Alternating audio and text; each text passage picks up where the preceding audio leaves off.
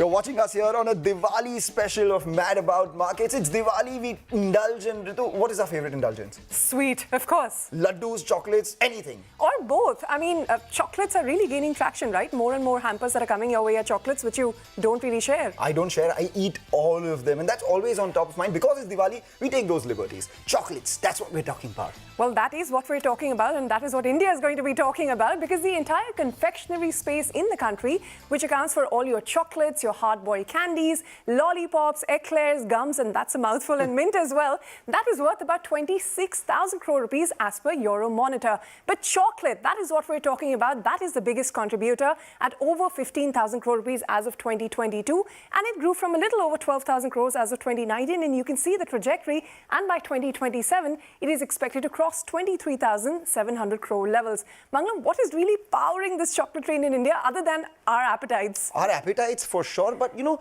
it's the classic template for Mad About Markets, growing population, growing disposable income, and it's lending itself to the growth that we're seeing in the chocolate market as well. Shifting consumer taste. People are looking at exploring newer avenues of sweet consumption, rising middle class disposable income. They've been key growth drivers for the mass chocolate market, which accounts for majority of the 15,500 crore that Ritu just spoke about. But increasingly, there is a fascination, love for international luxury chocolate experiences. There are a lot of local artisanal brands coming in, and now there is also the increased awareness of health benefits of dark chocolate. Whatever be the reason, people are spending a lot of money, and a lot of waste share is what the chocolates are gaining these days. Well, a lot of people are gaining waste share, like you said, but these companies are making lots of money. We'll quickly introduce our guests that have all the insights we need today. We have R.S. Sodhi, the Managing Director of Amul with us, also Vikram Karwal, the Senior Director, Marketing at Mondelez, India, and also joining us on the program is Kalpesh Parmar, the Country General Manager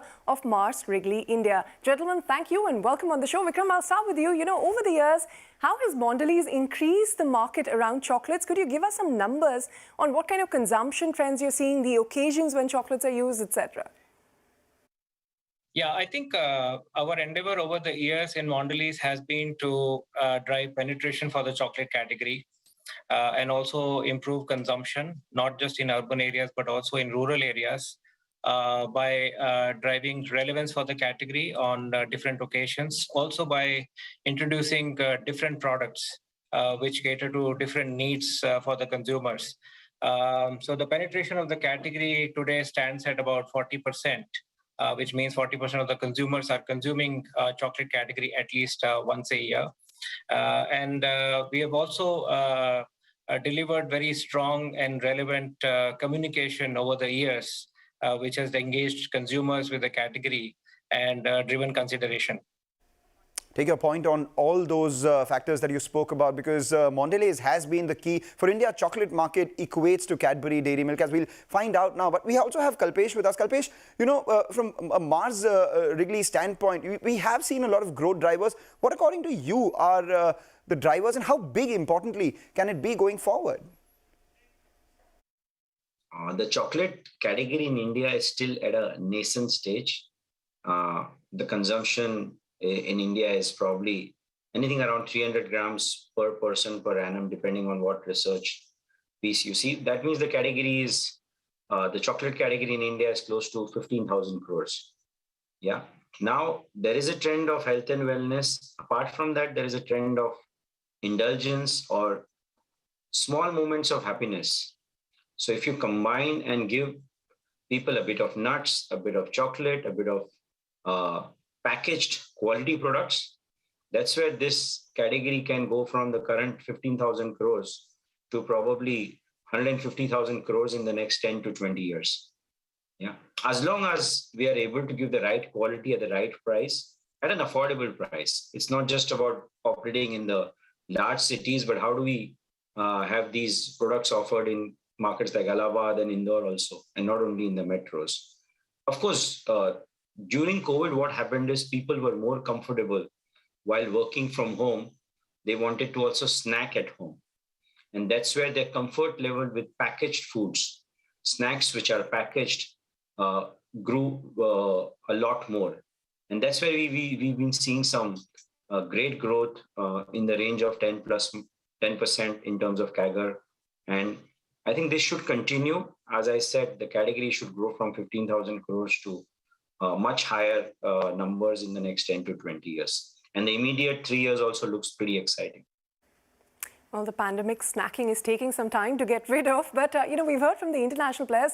Mr. Sodhi, for you, how important is chocolate as a category? Of course, Amul has a great brand, great recall, but Indian players like Amul do have a lower market share. Well, first thing, let me tell you, chocolate category is a growing category in India because now everybody wants to consume cocoa-based, some sweet things. So, and chocolate meets that requirement. Now, Indian chocolate market is around, as per our estimate, 15,000 crore per annum. It's growing at the rate of 15 to 16%. But Amul is in a different category.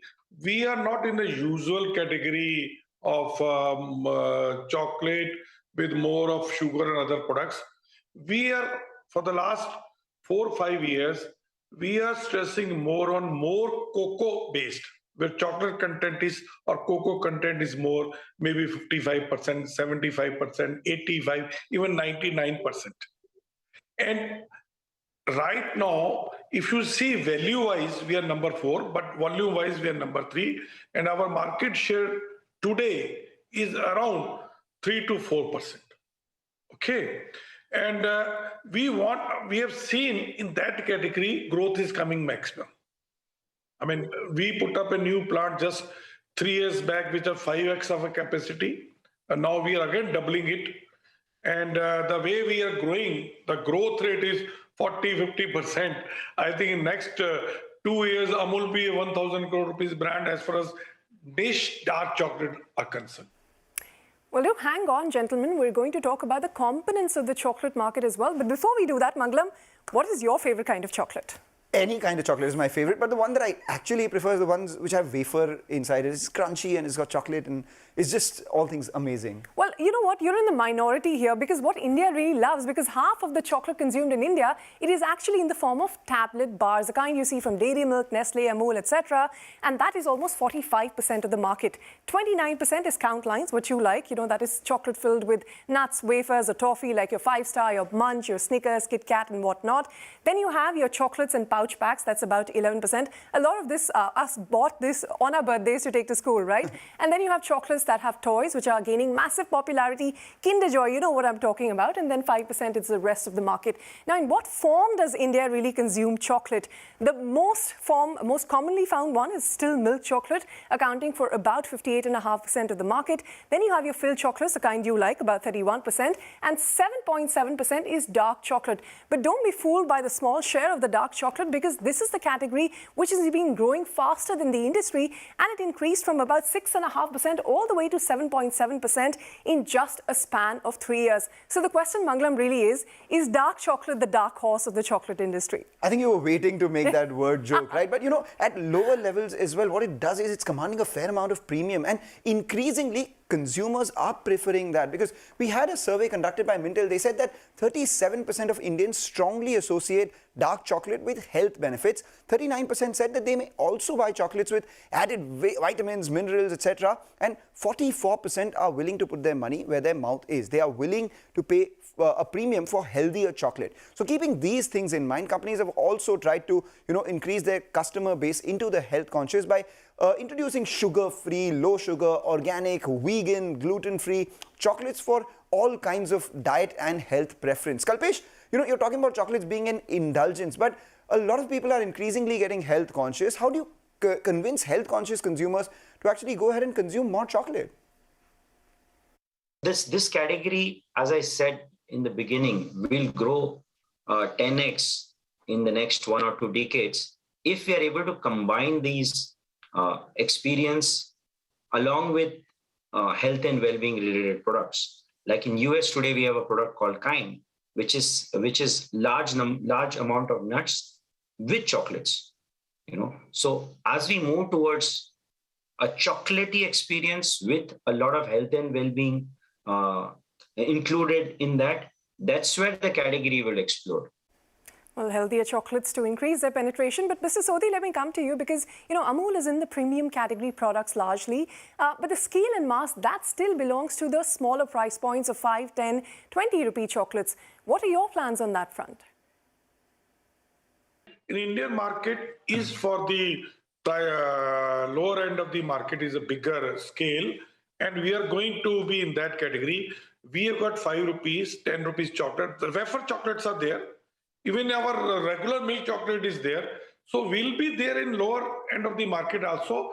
But when it comes to the dark chocolate, more cocoa content chocolate or high-end chocolate, I think Amul is the market leader today.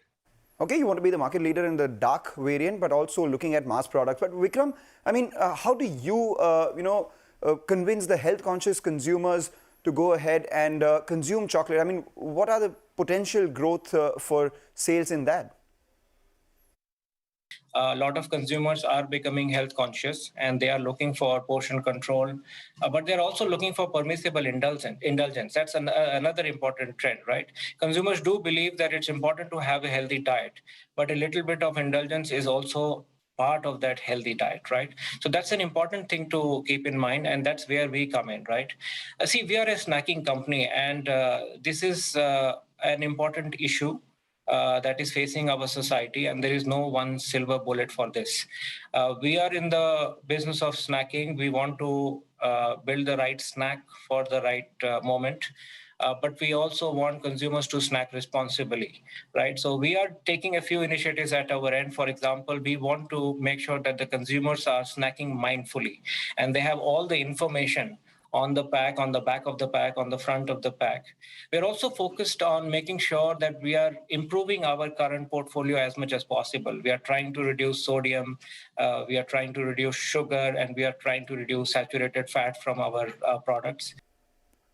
Take your point, Vikram, and what you do will have ramifications on the industry itself. Let's talk about the industry, and if the color of my jacket is something to go by, we will know who the leader in the chocolate industry is. It's Mondelez, the owners of Cadbury, and they are a leader by a distance, 57.5% market share as per Euromonitor. And just to tell you the scale of their dominance, they're 3.5 times their next biggest player. That is 16% market share coming in for Munch and Kit Kat owners Nestle. The third one is Ferrero Rocher, increasing its presence because of the toy chocolate. We have Mars, which has 2.5% market share. Hershey's at 1.2%. Interestingly, majority of the market is still consolidated within the MNC pack. The top 6, we have just one Indian player, GCMMF, which owns Amul at 1.1% market share. In terms of popular brands, I mean, it is understandable that dairy milk will still rule the hearts and mouths of Indians, 30% market share. But we've seen a big jump in the market share of Kinder Joy, 7.3%. Maybe kids loving the toys that come with it. 7% share for Gems and 5-star each. And the Nestle brands, Munch and Kit Kat, 6% each. Ritu, of all these, which is your favorite? Well, it depends on the day, on the mood, because you know what chocolate really is as a category is an impulse category. 96% of it is still sold offline. Now, within that, about 77% is sold through small local grocers, 13% through super and hypermarkets, about 3.1% through food, drinks, tobacco specialists. And I hope people who've been advocating how UPI has killed toffee, we've debunked that enough and more on the channel. Now, retail e-commerce, it is still about 4.2% of the overall sales of all chocolates in India. But innovations have been driving growth lately, and we have seen some interesting launches come in from the MNCs. First, let's talk about Mars. Now, Snickers launched Kesar Pista in India in 2022. Double Mint had Pan Mint for India, and Orbit had Raw Mango in 2020. Mondelez too has a Cadbury Dairy Milk with less than 30% sugar and a Dairy Milk variant where, as they customize Cadbury celebrations and gift boxes for e-commerce, you also have Amul, which is the leader of the premium dark chocolate market with 75%, 90%, 99% and as much as 100% dark chocolate options that are available in the market. I don't know how many takers there are for it yet, but it's a fast-growing category. It seems like there are a lot of takers for the Kesar Pista Snickers. I personally tried it. It wasn't good as compared to the original Snickers, but I get why a lot of people might like that little bit of Indianness in their chocolate. Well, not for me. Well, let's ask that to Kalpesh itself. Kalpesh, isn't it ironic that when you want to grow international flavors and the experience and yet launch something like Kesar Pista Snickers, what was the rationale behind that? I think local flavors and inclusions are the way to win in snacking category. Yeah. And again, when it comes from globally loved brands like Snickers, or Galaxy, the acceptance from the consumer increases. Why? Because in today's world, we are in a phygital world. So while people shop in a local grocery store or a supermarket store or an e-commerce channel, but it should have a social media value. It should be an experience of that brand, which can give them that international experience. So once you combine these things, I think there is a sweet spot sitting. Well, let's go even more hyper-local. And Vikram, let me put that question to you. Could you give us some sense of the penetration of brands in rural and urban markets? And what are some of the consumption trends that you're seeing playing out there? Rural is a very important market for us. Rural contributes almost 1/3 of our business, right? And if you look at the FMCG industry, it will be contributing roughly 1/4 of the consumption that happens in FMCG. So rural is a very, very important driver for us. I think in terms of penetration of the category in rural, it will definitely be lower than urban. But we have also seen a dramatic change in the last few years. People are able to afford premium products now in rural. Penetration of the category is increasing. Plus, our presence in rural markets and our distribution is also increasing. We are focusing a lot on data, on technology, on our presence. We are building our cold chain very aggressively in rural areas so that consumers are able to access those products which they used to in urban India equally well in rural India as well. They are able to get the same range of products, same choices that the urban consumer is enjoying today in rural areas as well. So that has been our focus to drive rural growth. We definitely see penetration growing, consumption growing, and more importantly, relevance of the category growing in rural areas as well. All right, gentlemen, hang in there. We'll head into a short Kit Kat break. Not sponsored by Kit Kat, but we will eat one. And on the other side, we'll talk about what's helping float the chocolate industry's boat. And we talk about the key challenges facing the sector in yays and mays. But as always, we'll also ask a bigger question, and that is, in this MNC-dominated market, can Indian brands get a bigger piece from the chocolate industry?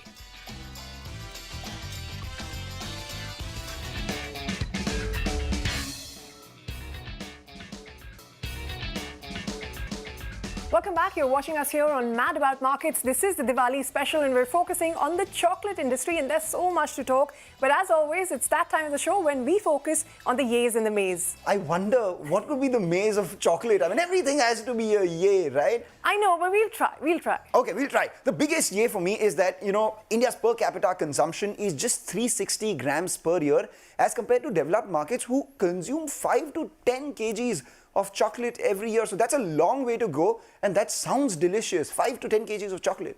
Yes, it is. But what is the size of that pie? Because the urban market is really saturated. It is a Bharat opportunity where players will now have to go to expand. The Bharat opportunity is where everyone else is going as well. We've heard from Mondelez, Mars, all of them looking to expand in rural areas to maintain growth and increase their penetration.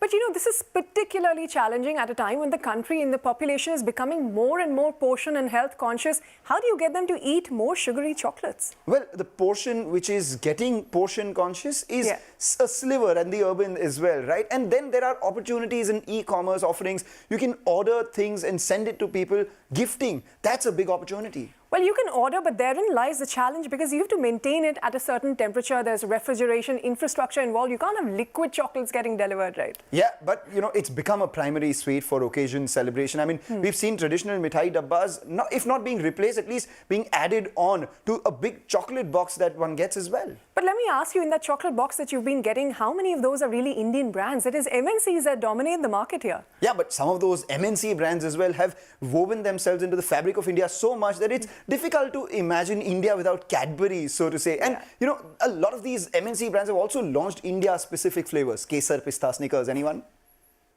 Well, we've talked about what works and doesn't work for the industry, but I guess the biggest question still remains for a growing health-conscious population. How do you, Kalpesh, for instance, drive the growth from 300 grams per person to 2-3 kilos? How will you get them to consume more and drive this penetration? So large categories in snacking, let's look at categories like biscuits, they are close to 80% penetration. Categories like chocolates are available in only 50 to 60% of the retail universe. So it is about mental availability and physical availability. Yeah, so once the chocolate players are able to make the products available in 80-90% of the retail universe, yeah, again, at the same time giving the right price points, then there is a sweet spot sitting over there. That brings us to the bigger question, and which is, can Indian brands get a bigger piece from India's chocolate market? That question to you first, Mr. Sodhi, and then Kalpesh, your thoughts. Yeah, you see, as far as our revenue is concerned, it may not be even today 1% of our total turnover, because last year it was 61,000 crore. But we feel that in another 2-3 years, we'll be at least having 10% market share. And I tell you, purpose is not only to have high top line or other thing. Purpose is to provide better price to the cocoa growers. So once Amul is there or Camco is there, others also have to pay more price, like we have done in the milk. In the last 20 years, maybe 20 years ago, the gifting was local products or local mithais. And thanks to the great work all the companies have done, today a huge percentage of gifting is through chocolates. And every time someone gifts a chocolate to someone, that's entry into a new household. So I think it's going to be an and. I love Indian mithais. I'm a big fan. And I don't think chocolates can replace that happy moment what an Indian mithai gives. But with the new generation, they are looking at not just having the traditional experience, but they want experience which they can also talk on Instagram, you know. So that's where a brand like M&M comes in and said, wow, I got this M&M pack, and then I'm having that. I'm gifting that during the Diwali season. And that's where the category would grow. Having said that, from a 20-30 year lens, I believe both will coexist. But the millennials, Gen Zs might be more comfortable with these international experiences or local experiences which they resonate with. So it will be, both will exist, but again, packaged confectionery products will do very well from a long-term or a medium-term perspective. All right, so from the long-term standpoint, Indian mithais, Indian brands and international brands, all of them will coexist. It will, so long as people like Ritu and me continue to eat all those sweets. But thank you, Mr. Sodhi, Kalpesh, Vikram, for joining us and giving us your perspective on the chocolate market. I think they whetted our appetite enough for us to just go grab a bite of chocolate. Thank you. And you all have a happy Diwali.